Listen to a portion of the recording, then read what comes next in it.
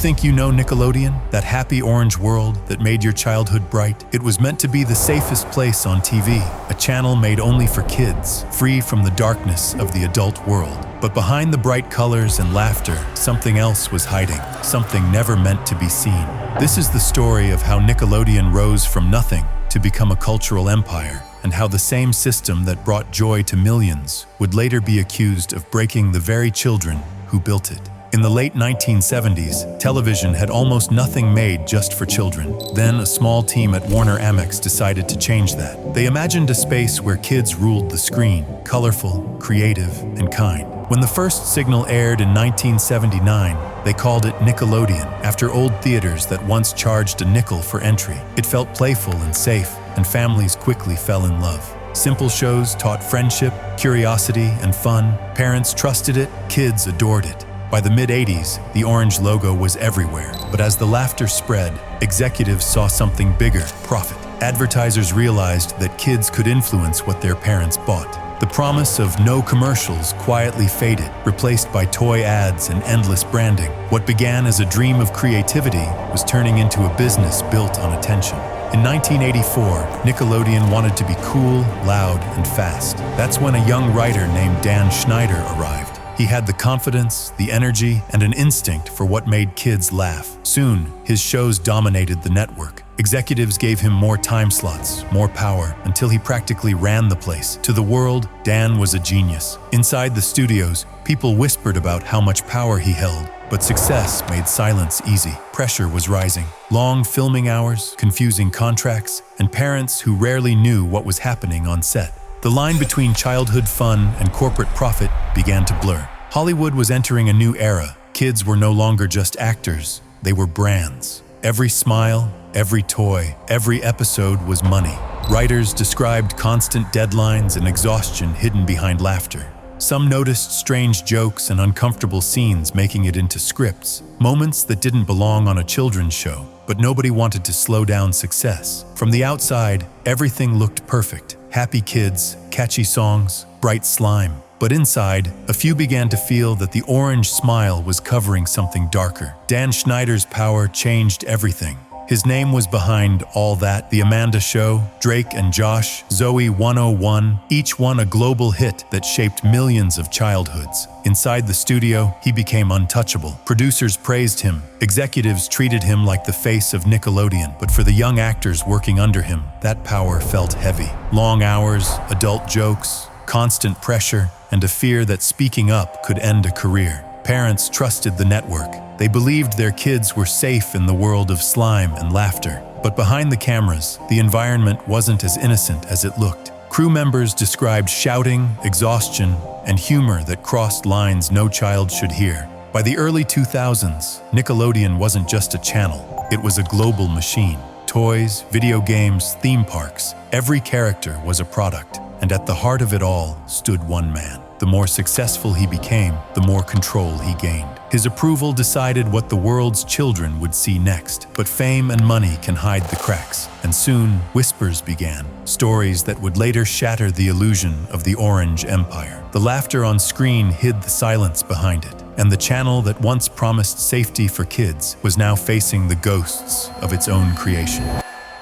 Some actors quietly complained about jokes that didn't feel right, or scenes that made them uncomfortable. Still, the shows continued, and the laughter on screen covered the silence behind it. Dan remained in power through it all, creating hit after hit, while people inside started to notice unsettling patterns. Some scenes focused strangely on feet, some jokes felt inappropriate, and many storylines were pushed through without question. On iCarly, characters dipped their feet in food. On Victorious, teenagers acted out odd challenges. On The Amanda Show, Amanda Bynes sat in a hot tub surrounded by adults.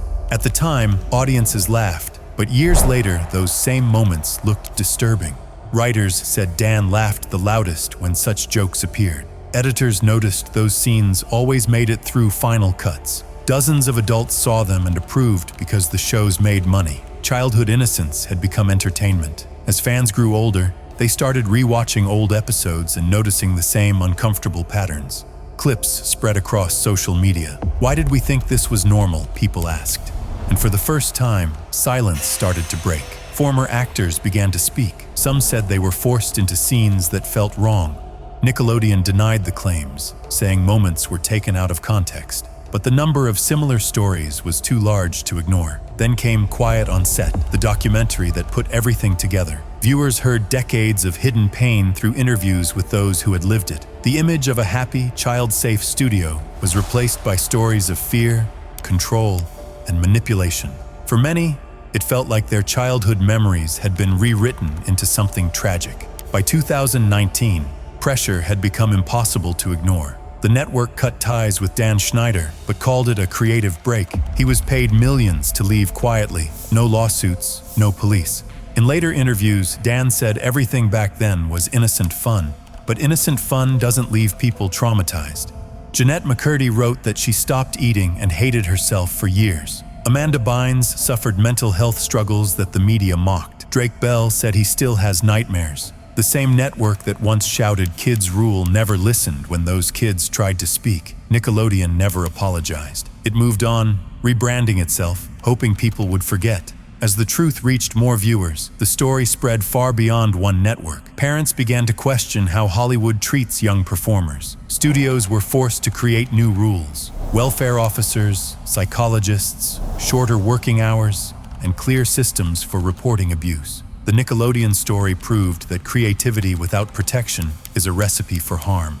Some former stars turned their pain into purpose. Jennette's book inspired honesty among others, who had kept quiet for years. Movements formed demanding stronger safety laws for minors in media. Change was slow, but it had begun. Dan tried to return later with new projects, but audiences were not the same. His name became linked to everything people no longer wanted in entertainment. Nickelodeon tried to rebuild its image with reboots and new shows, but the orange logo no longer carried the same innocence. The story of Nickelodeon became a mirror for the entire industry. It showed how money can silence conscience, how fame can hide suffering, and how protecting a brand can destroy lives. Today, many who once worked there have begun to heal. Some became advocates helping new generations avoid the same mistakes. Others quietly built new lives away from the camera, and audiences learned something too, that behind every smile on screen, there is a story we might not see. So when you hear the old theme songs or see that orange splash again,